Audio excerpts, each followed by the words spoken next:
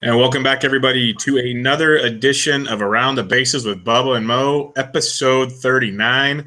Make sure to follow the podcast on Twitter at Around Bases Pod. I am on Twitter at BDentric. And before we get started, I'll introduce my co-host. As always, you can find him on Twitter at Boston_Mo. Mo, how we doing? Bubba, we're doing well. It's almost Thanksgiving, so this is good. But we're gonna switch this up, and I'm gonna get this started today because this came out earlier. Joe Morgan. Most of you probably know him as the former Sunday Night Baseball color guy, and he's also a Hall of Fame second baseman for the Cincinnati Reds. He came out and wrote a big email to like the trustees, Hall of Fame trustees, the voters. Basically, long story short, people who knowingly took steroids should not be in the Hall of Fame. I've been busy with work all day. You've been at this. Here's your rant. Go for it. Joe Morgan, nicest way I can put it's a moron. This guy is a hypocrite. He needs to shut his mouth. He is the old man saying, "Get off my lawn because we don't want you around here," basically. If you look at Joe's history, the email should never have been sent because he sent it from the Hall of Fame's email address because he's like on the board of governors or assistant vice president or something. He's like the chairman. Yeah. So talk about mixing business with pleasure type thing. This is just it's not a good look, Joe. Not a good look. But it gets better for me, at least the way I look at it. He's focused on PED users because he calls that cheating. Yet he is a known amphetamine user, aka greenies. We know that was a big era in the 70s and 80s. Illegal, not allowed to be used. Also, let's not forget, we're letting Tim Raines in the Hall of Fame. I'm totally for it. Great ball player.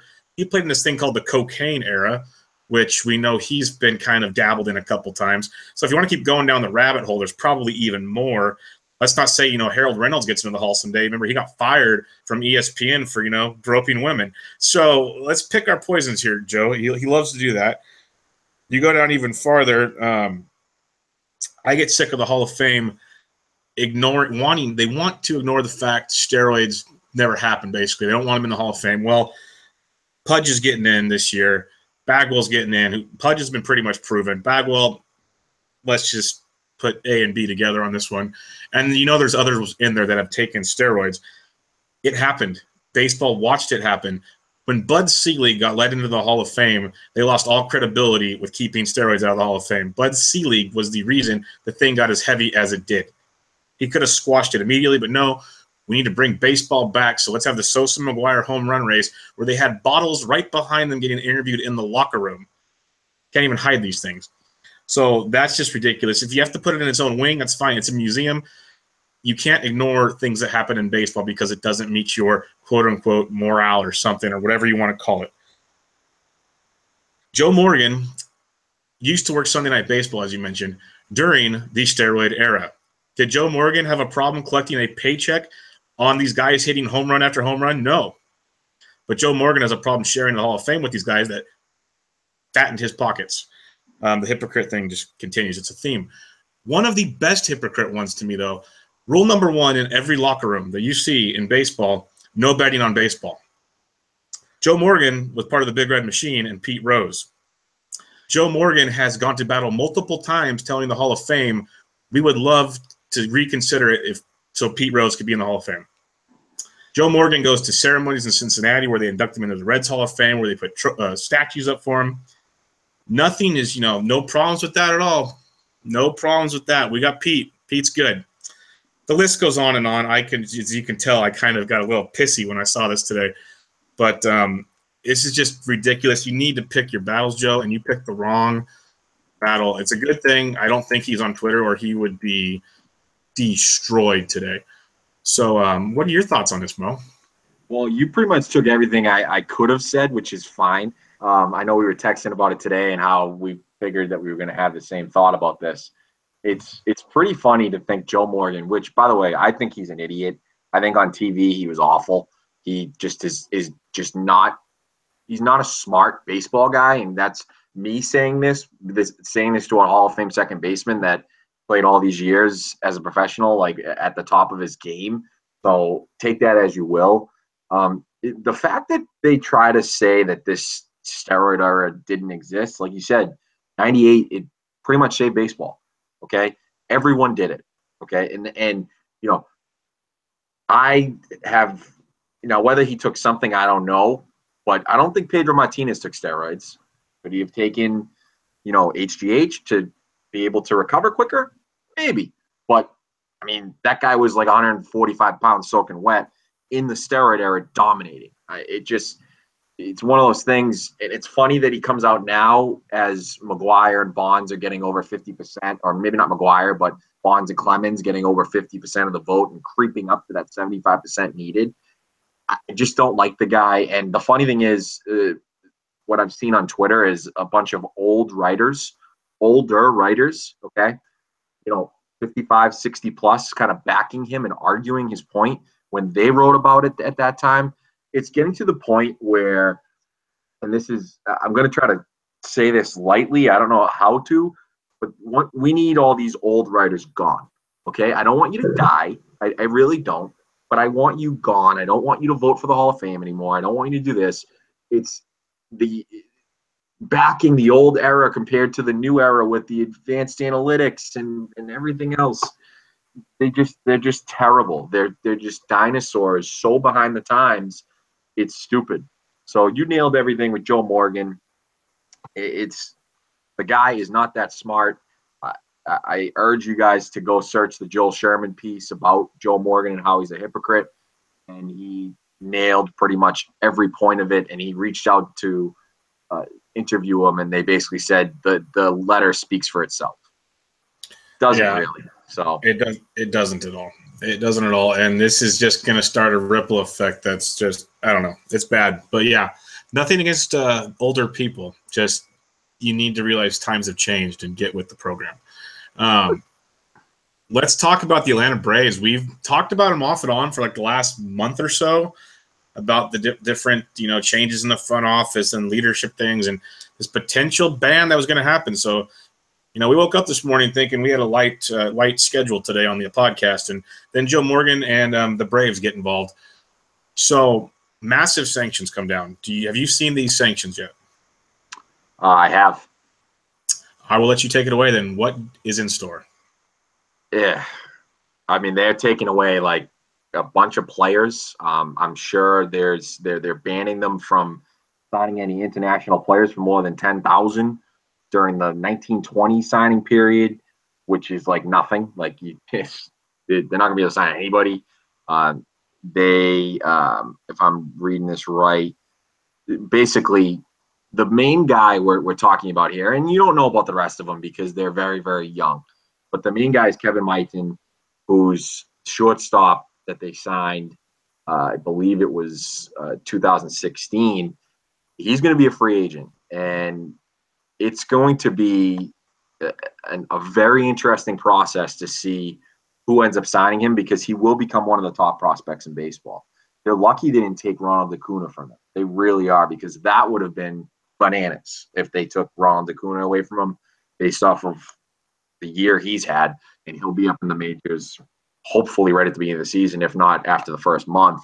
But yeah, they're taking away Maitin, Abraham Gutierrez, Yunier Severino, and then Juan Contreras. Those are the top 4 signing bonuses in their 2016 class. There's other guys they're taking away, Livan Soto and Del Rosario. They can sign with, and then there's like 6 other guys. I won't go into every name, but they basically have restrictions in their free agency. They're able to sign for another club for another signing bonus beginning on December 5th until January 15th. And then there's different things in terms of the signing bonuses after that, but we won't give everyone a popsicle headache on that whole thing. So I'm not going to read everything about every player, but was it Badler? Yeah, Ben Badler. Ben Badler from Baseball America has a long that was posted today, a long explanation about every player and what's going to happen. They're going to lose a bunch of guys, and this is probably, other than the Cardinals hacking scandal, and maybe others that, I mean, we've talked about before with steroid and Pete Rose and whatnot. This is a big big, big thing. And one of the harshest penalties I think you've had in the majors in a long, long time.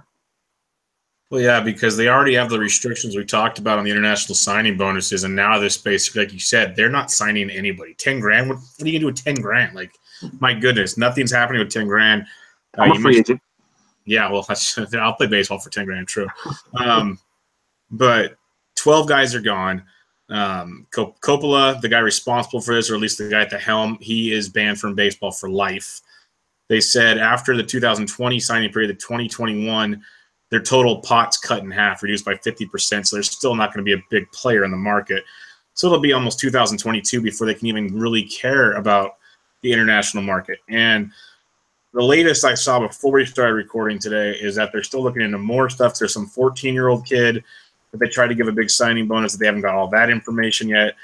They basically were watching them for like 3 years. And like you said, they are so lucky Acuna didn't fall in there because technically Acuna was in that period. So I don't know how they dodged this bullet. That's a massive bullet to dodge there because Maitan is huge. This catcher, you mentioned Gutierrez, but man, if they would have lost Acuna, just kiss that rebuild goodbye. That's your like, good God. But wild stuff here. I have a feeling we'll be talking about this again next week as more kind of unravels. But the last thing I'll say is on the MLB Network, I was watching that right beforehand, and I'm not a big Brian Kenny fan, but the stuff on the panel, I can't remember who said it, might have been Joel Sherman. The best analogy I've heard is MLB didn't drop the hammer; they dropped a sledgehammer on top of the Braves. Like they literally destroyed their farm system. Yet I want to see how it goes because Jim Callis, after all this, still has them ranked number 2 in the minors. So that's interesting. Yeah, because I think other than Maitan, I think most of the guys were really, really young and raw. So I don't think we've seen anything yet. And yeah, it's especially where they were really coming up. I mean, they better draft well because if they don't draft well, it's not going to happen. They're just not going to be able to sign. And you know what? I wonder. I just wonder who Maitan will be signed by. It's something to watch out for, like you said. Let's stay in the NL East and move to the New York Mets. Obviously, they hired Mickey Callaway as their manager. He's a pitching coach. Done great things with that Indians pitching staff ever since he got there with Tito. They have a new pitching philosophy, Bubba, and I'm going to have you explain it because I didn't see it until we first started recording here.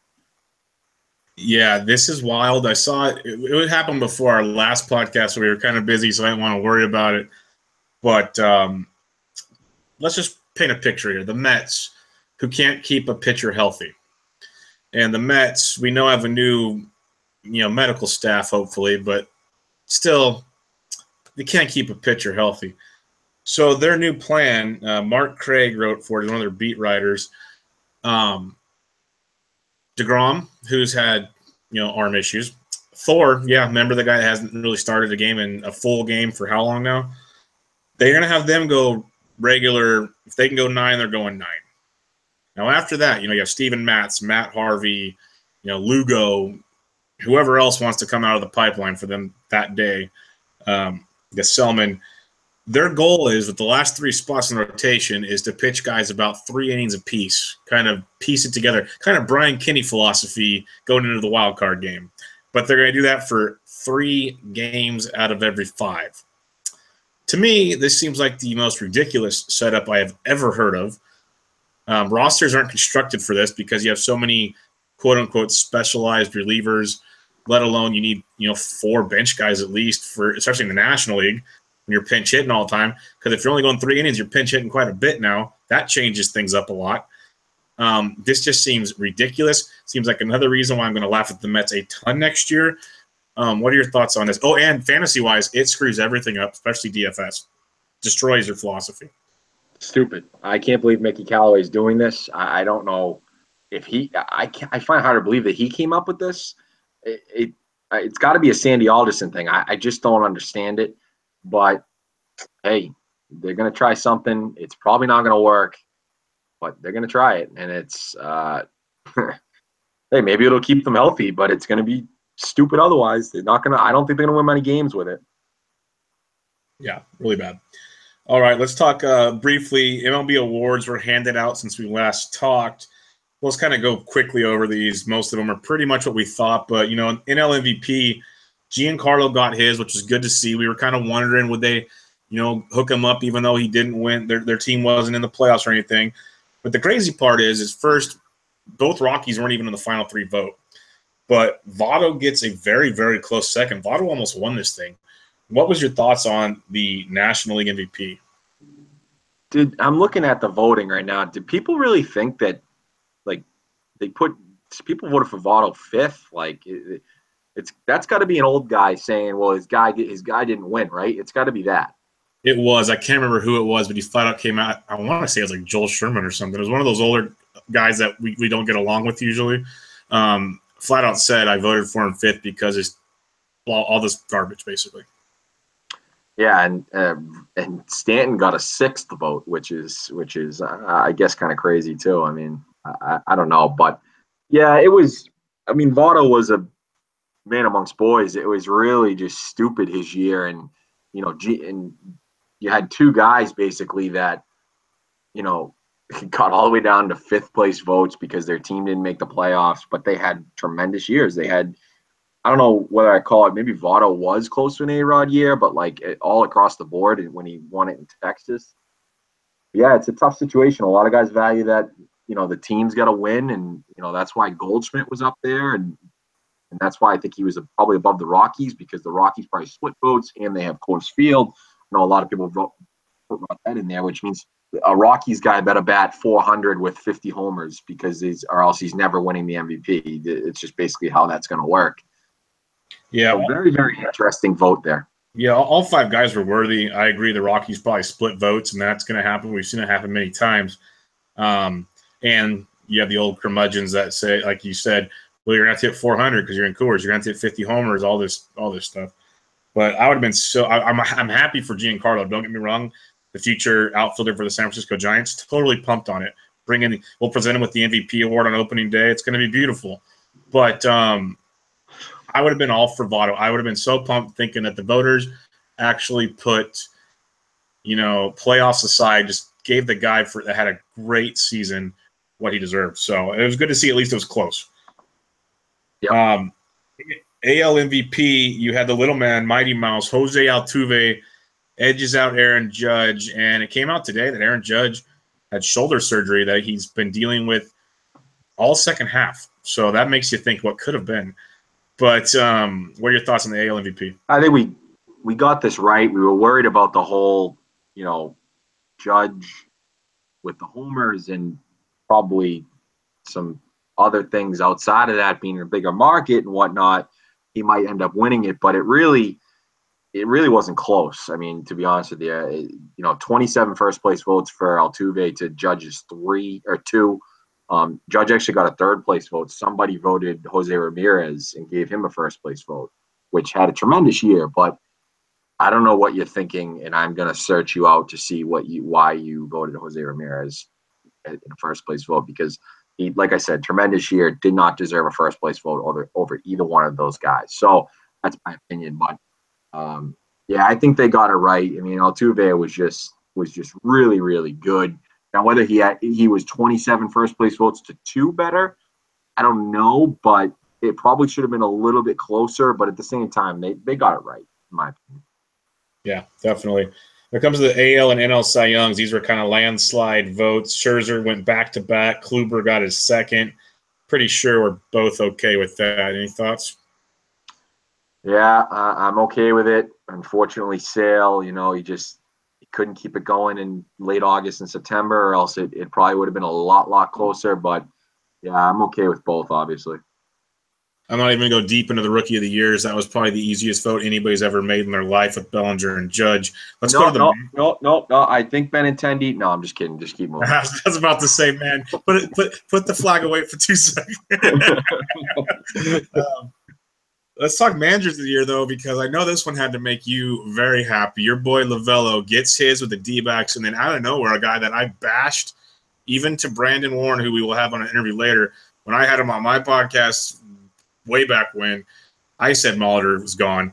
Molitor gets the AL Manager of the Year. What was your thoughts on these? Because this is one of those kind of really opinionated ones compared to most.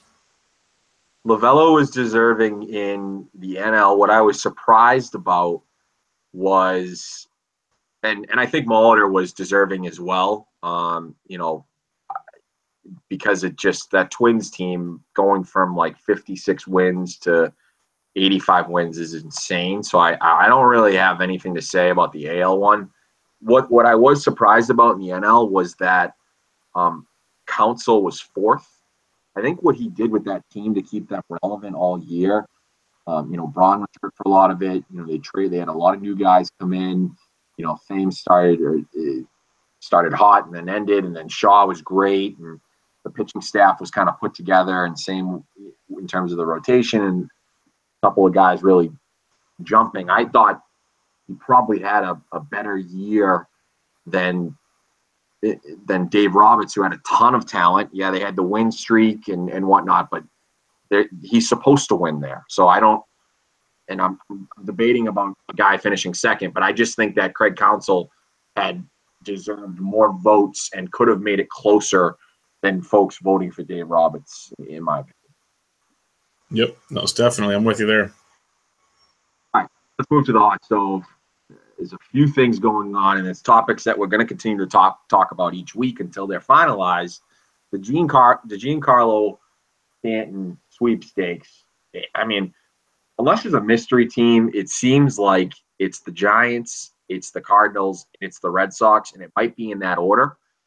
I saw a tweet yesterday from some guy in Florida. It was like Joe Panic, Tyler Beatty, another low-level prospect for Giancarlo, which did not make any sense at all, unless they're eating all the money, taking a chance that he doesn't opt out, which he probably will if he continues what he's doing.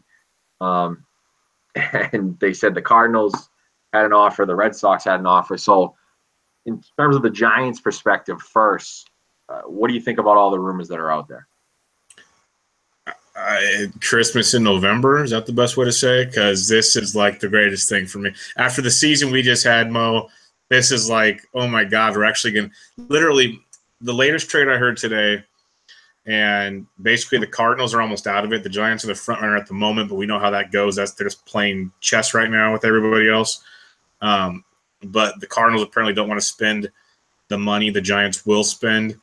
The deal I saw, and they're getting a good return. Panic's not horrible. He's not great, but decent second baseman. Beatty's a really good prospect pitcher, like would have been in the Giants starting five this year to start the season. And then Chris Shaw, who I saw in San Jose a couple years back, big, powerful guy. Played in the fall league this year, played really well. He can play first base. He can play right field. They're getting three big pieces there.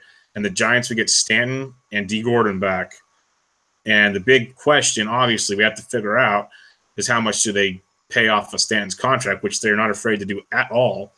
And I think they'd be doing like 70%-ish, give or take 5% probably. So it'd be a hefty chunk of salary. Absolutely giddy with it, especially with the Gordon return. I think that's huge. Put him at the top of the order with Triples Alley. He could have a field day there stealing bases. Giants haven't had a base stealer like that since Kenny Lofton, Marvin Bernard, Dave Roberts, and those aren't names like D. Gordon. So, because Lofton wasn't in his heyday. It's been a while since the Giants had something like that. And just that power, the Coke bottle, they're going to have to put protective covers over that Coke bottle in the outfield. It's going to be just glorious. Batting practice, must-see TV. The part that scares me the most, though, is if you give up all these pieces, because we already know the Giants farm system is garbage, and you're giving up two of your best pieces, period. He can opt out after 2020. That's the part that scares me. It's like, if you got him for the whole deal, cool. But when he sees Bryce Harper get $500 million most likely in a year, what's going to make him not opt out in 3 years and try to get a bigger payday? That part terrifies me. But, yeah, that's how I'm feeling on that one. Yeah, I think it's really, really an interesting thing to think about. I mean, right now, so you're basically saying the only difference between him and Bryce Harper is, he's 28 right now. He just turned 28 a couple weeks ago. So you're talking, after what's the opt out? You said after 2020. Yeah, he can believe opt out.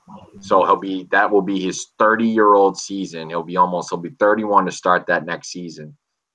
I think at that age, depending on how he does, each season, it's really, really going to be tough for him to probably get more money than that.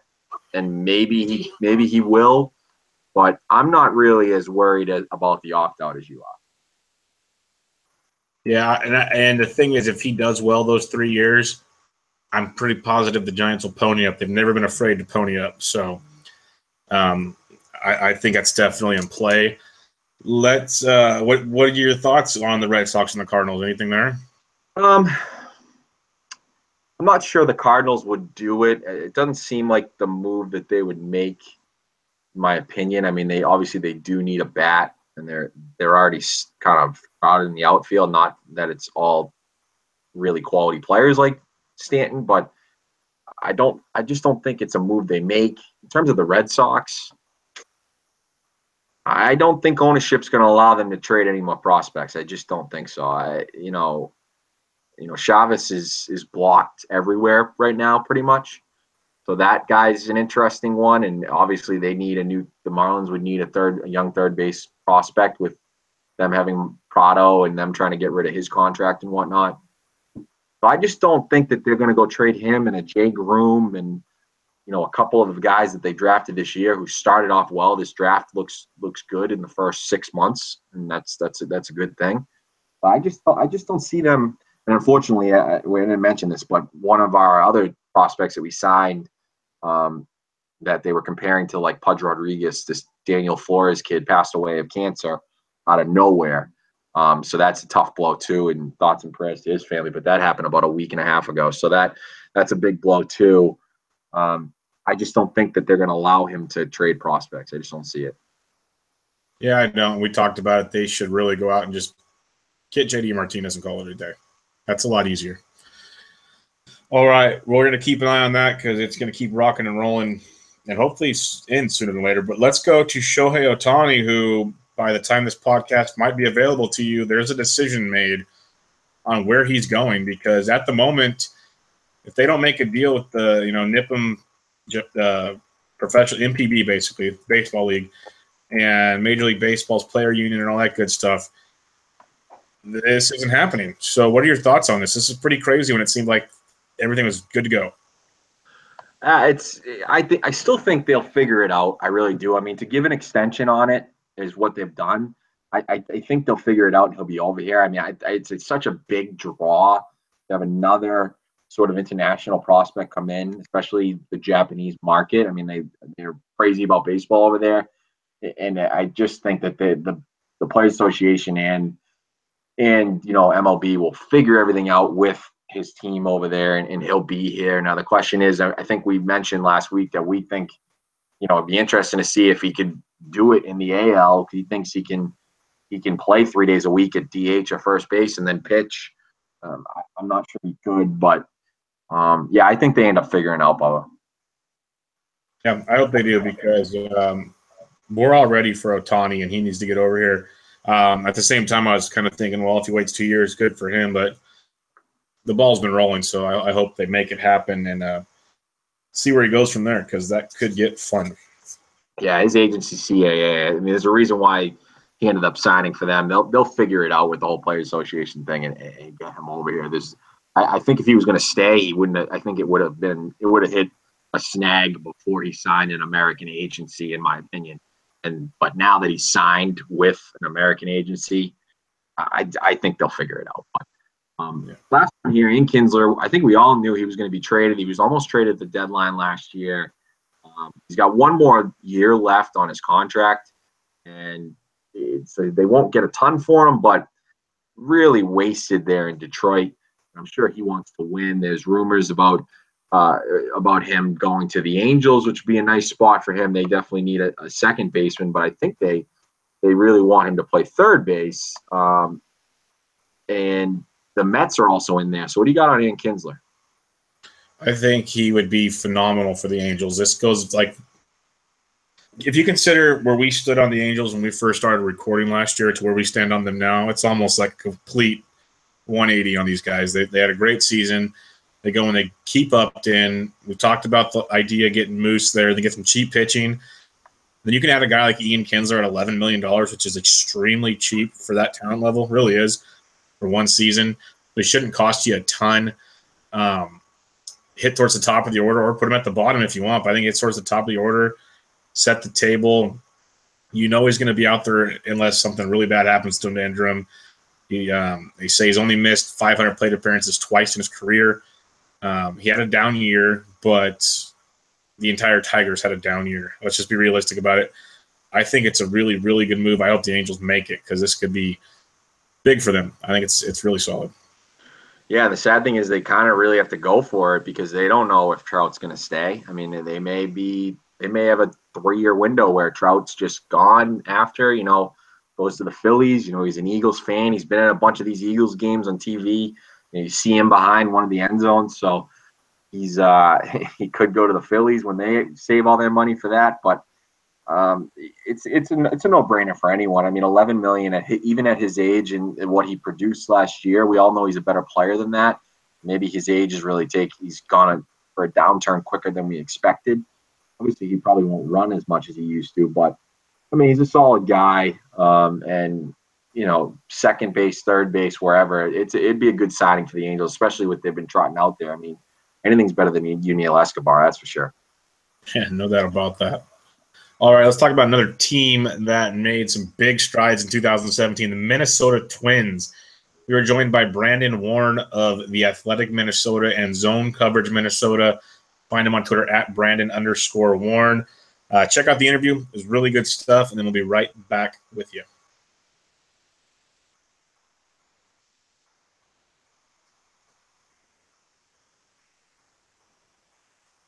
All right.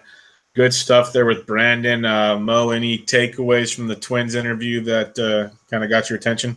I think the excitement in his voice, I'm sure if we talked to him, if we had a podcast a year before that, it'd be a little bit different. But he did mention how, he said they were going to win 80 games, and they weren't as bad as they played that year. So he was kind of right on the money there, and he was a little bit short, as he mentioned. So I think it's interesting with Byron Buxton. He's got a star. I know I mentioned Carl Crawford as kind of a comp if he does get to that point with better defense. So very interesting times. And we mentioned on the free agent kind of podcast last week, it's an interesting team that has a lot of needs in that pitching staff, not as much maybe in the offense. So they need to decide whether they want to go and spend that money on a couple of the guys. Yeah, and like he mentioned a few times, Dozier's got a year left. Mauer's almost done. Santana's towards the end. So there's a lot of decisions that need to be made with this young team that's talented to keep building around them and take advantage of it. And the big sexy stories were funny. And the unicorn, that's just phenomenal. I've never heard him compared to a unicorn, but it's so true. Yep. That was great. And then he predicted 94, 95 wins out of these guys next year after a couple moves. I thought that was very bold, but I can't completely ignore it. Like outside of the Indians, who's going to challenge them? Really? Like there's no one there. Yeah, so, you win 12 or 13 games against those bottom three teams, and out of the 18, 19 that you play them, I mean, we're talking 36 wins right there, and then sky's the limit, man. Yeah, look at you doing math. God damn. Let's get into some of our season reviews. 3 more teams this week. We'll kick it off with the Pittsburgh Pirates. Finished 75 and 87. Obviously, they tried to trade McCutchen in the offseason. That didn't work. Their prospects didn't quite pan out, like Austin Meadows. Glass now struggled in the bigs. It just seemed like a walk-a-thon when he took the mound. Garrett Cole, ups and downs. Lots of just weird things going on with this club. And it seems like there's no direction right now. Like they really have no idea. Like we mentioned the Twins. They know what they're doing. Other teams, before the Braves hammer dropped, knew what they were doing. What do you think the Pirates, where are they going? This team's so boring. I mean, it really is so boring. Before this year, we were saying how they had possibility they had the best outfield in the game. I mean, really, with Marte and McCutchen and Polanco. Polanco, I mean, he wasn't unbelievable. But I mean, he was getting there, and he was young. I mean, he's 26 now. He was 25 before last season. He increased his home run output from 9 to 22.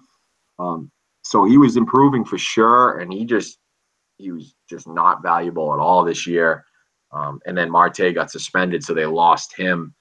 McCutcheon's got a year left, so there's really no direction. I mentioned before how frustrated I would be if I was a Pirates fan, where you see teams like the Royals went for it. Granted, they don't have a farm system right now, but you know what they got? They got 2 World Series appearances and 1 ring. So they went for it. You didn't, and your prospects that you held on to are terrible right now. Austin Meadows had an awful year. It was a real bad start. And then Glasnow, I don't know. He's got like a Barrios type of situation going on here, where he was awful in the majors, but he dominated AAA. So I think as Pirates fans, you have to hope he figures it out and puts up here and really pitches, because Garrett Cole's got 2 years left too. So if they struggle, which at the Cubs, obviously, the Cardinals will always be there. The Brewers trending up, and then the Reds, I mean, they'll get there. The Reds will get there. They will. So you don't want the Reds to pass you, and now you're 5th. They've got to make a decision, because right now they're at the middle of the road. They're like a 75 win to 80 win team, and it's not as bad as being in like the playoffs for the NBA. If I use kind of an analogy, if you're in like the 4th to 8th seed as the NBA, that's like purgatory, because you don't have a good draft pick, and you can't win an NBA title. So if they're in the 75 to 80 win, they're not in purgatory, but they're not going to get there with the farm system that they have, which is ranked 18th, sort of middle of the pack. But, that includes Meadows and Glasnow. So I just don't understand this team. I think they're just so boring. And I think, they really screwed up the last 5 years. Yeah, they did. You hit it all on the head there. McCutcheon's almost gone. Cole's definitely not resigning after the way they treated him. It's not looking good. They're going to do a major overhaul coming up. One last thing.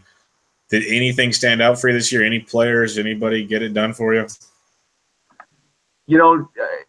We talk about Josh Bell. Yeah. And he had a decent year, at his, 24-year-old year. 26 bombs, 255, average with a 334 OBP. A decent year for him. I mean, especially with the short year that he had the year before that, but really showed the power, because 2016 he hit 17. Really, the most he's ever hit in a year is 17. So that power was kind of surprising. Everyone thought he was kind of a 10 to 15 home run guy, kind of slap hitter. But I thought he opened eyes a little bit. I mean, I don't think he'll be an absolute stud, but he's a decent player. Yeah, no, that's probably the guy I could think of. He actually played pretty decent. I think he actually played better than most people thought this past year. Yeah, for sure. And then I think Jameson Taillon, especially getting over the cancer, that was tremendous coming back. He had a strong stretch there. Second half he pitched. His peripherals are much better than he pitched. Second half he had a 5.96 ERA, but a 3.45 FIP. He had a 3.75 BABIP. So his peripherals are there. So you hope that guy takes the next step along with Cole. Maybe Glasnow can figure it out, and if he does, then you have a strong 3, and maybe you're able to contend for that wild card spot if the Rockies and the Diamondbacks take a step back with a bunch of teams rebuilding. So there is an outside possibility there for those 3 to be really, really good pitchers and get them back to where they were a few years back. Yeah, most definitely. Let's move to the Toronto Blue Jays. They really had an interesting year, 76 and 86. At the end of the minor league season, we're going off that Bleacher Report article. They had the 16th ranked farm system, led by Vladimir Guerrero Jr. and Bo Bichette and others. This one, Bubba, was really a lost year due to injuries. Donaldson was hurt at the beginning of the year. Tulo was out all year. Deion Travis was out most of the year. Aaron Sanchez couldn't get over blisters. So it was a really lost year for a team we both thought would contend a little bit. You had the Rays making it over them. I still had the Blue Jays making the playoffs, so it was a little bit surprising. But What do you got on them in terms of the injuries, and can they come back and really make a run one more year? Well, the injuries were killer. This year they're going to have no Joey Bats for the first time in a while. But we saw what Donaldson did last year. He was darn impressive. I think it's one of those, they're going to have to get out to a quick start or they're going to trade Donaldson, in my opinion. And I can't fault them. You mentioned those good, young, talented players. Well, they're still another year to year and a half away. So the way they're playing, I wouldn't put it past them if they make a run. Like you saw Victor Robles got a shot in September. These kids, Guerrero and Bichette, are just freaks. So I wouldn't be shocked, but I'd say sometime in 2019 we'd see them. So they still need to keep building for the future. They're close. Justin Smoke, came out of nowhere and had a big season. I mentioned when they traded for Teoscar Hernandez, I was a huge fan of that. He played really, really well for them. Only hit 261, but slugged like a champ. He had 8 homers. Didn't even steal, and he can steal bases too. Pretty good defense out there. So there are things to like, but just depth-wise, we saw they didn't have it. Pilar was disappointing. Russell Martin, bad season. All around was tough. Stroman pitched okay, nothing special. But a 3.09 ERA is nothing to laugh about. That's really, really good in that ballpark. But, he had J.A. Happ pitching out of his rear end. Marco Estrada was a gas can. There's really nothing to help him there. They traded Liriano to the Astros. They really need to do some more work with the pitching staff if they want to contend this year. I'm not sure exactly what their plan is. I don't know if they want to wait for the youngsters or if they just want to go for it while they still have Donaldson, and maybe they re-sign Donaldson. I have nothing against that. I just figured they would have extended him earlier than this. So that's my thoughts on that. It was definitely a lost season. Very, very disappointing in Toronto, but not the end of the world because they do have some talent coming up. Yeah, that whole AL East division outside of the Red Sox and the Yankees, they're all in interesting positions because, Baltimore's got Britton and Adam Jones, and we talked about them last week, Britton, Adam Jones, and Machado, who are all free agents after the year. And then Toronto's got Donaldson, who's kind of, because of his age, I think Donaldson's like a lost art of that big free agency year. Like he's probably this year, he'd be far and away probably the best player on the market.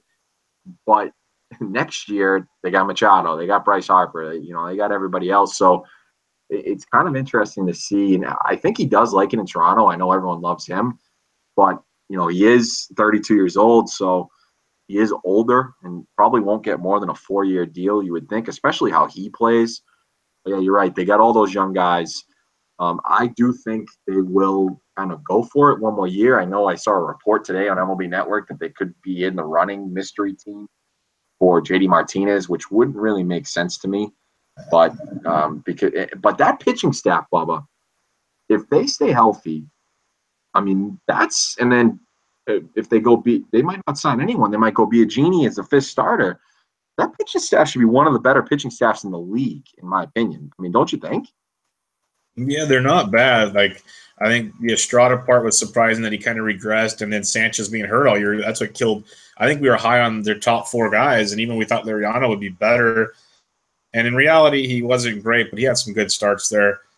But the fact that they were just piecing it together with, heck, Biagini wasn't even a starter before last year. They were trying to make stuff happen that they couldn't. And Biagini had good stuff. Maybe he needs, more preparation to be a starter. Who knows? But I'm not saying they can't do it. Maybe they go sign a Alex Cobb for cheap or something like that. Who knows? Yeah, it's just with the Twins, and we've been Twins heavy with this podcast in the last couple. With them winning that second wild card, I just think that Toronto and Baltimore say to themselves, hey, we can really do this because we have every bit as good a team as the Twins, but we're just in a division where everyone beats up on each other. So that's kind of where I stand on the Blue Jays. Yeah, definitely. Let's talk Miami Marlins. We've pretty much talked about them every episode for the last over a month now. We know Jeter's in town with the new ownership. Everyone's on the trading block. Stanton, we mentioned Stanton and Gordon already. Yelich, Ozuna, Prado, all been mentioned in potential. They're up for grabs, basically. So this could be a whole new team in like a month and a half or 2 months. There's a lot we could do to analyze these guys at a later date and time. But what kind of stood out to you with them in the first year without Jose Fernandez after that whole tragedy, all that stuff? They contended for a while and then it just kind of fell apart. So what do you have on the Marlins? Yeah, it was tough, and to make matters worse, they go and they trade for Dan Straley, and Luis Castillo was all of a sudden a stud with the Reds. So that one didn't work out in their favor, and I didn't think it would because I'm not a big fan of Dan Straley. It's just a lot going on there. I mean, you had a possibility that Adam Conley could take the next step, and he didn't. He was really bad all year. And other than that, Wei and Chen didn't really pitch at all this year, and he opted into his contract, so they got stuck with that one too. The offense obviously was very good. Giancarlo MVP this year, that was great. Christian Yelich had a good year. Ozuna had a good year. D. Gordon was suspended, or was he suspended this year for most of it, right? Yeah. So he was suspended for most of it. He came back and it was pretty good as well. Doesn't walk a ton, but he 322 in the second half. That was good. So they do have a decent offense, obviously, but it looks like you said, it is season in review. That is the segment. So we're trying to focus on this season, but they're in no man's land too, and we're gonna get with them a lot this year. So those are the kind of the guys that stood out. I thought Brad Ziegler, the old guy that John Farrell wouldn't give a chance to, just like he didn't give a chance to Addison Reed. The year before that, he had a decent year. So there's a lot of rumors of him signing other places, but yeah, other than that, there wasn't much there, and that pitching staff just needs to be rebuilt. I mean, big time. They traded AJ Ramos, so. Yeah, they traded Ramos. Mentioned that Castillo. That was tragic. Dan Straley disappointing. Volquez, he's not coming back. Chen, maybe he bounces back. Who knows? But the big thing for me with them is Jose Urena got almost 170 innings, 3.82 ERA. I know the FIP and the XFIP, 520, 529.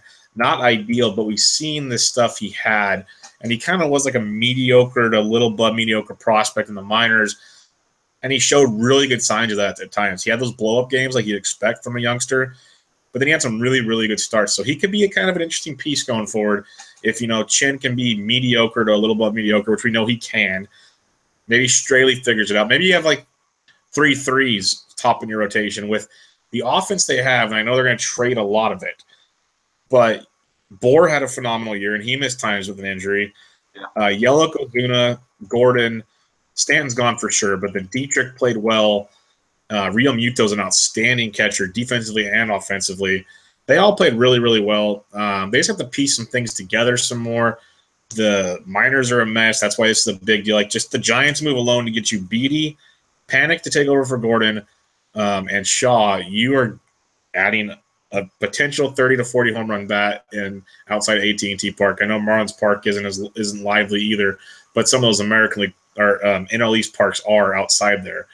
And then they're going to replenish it real quickly. If they decide to trade a Yelich or an Ozuna or something else, they could really load up on some things. And before you know it, they could be in the mix because they're going to free up so much cash. Jeter's going to make some splashes. This team's not that far away, at least it's not as far as it looks, but that's a lot of ifs involved there too. So you have to see what happens.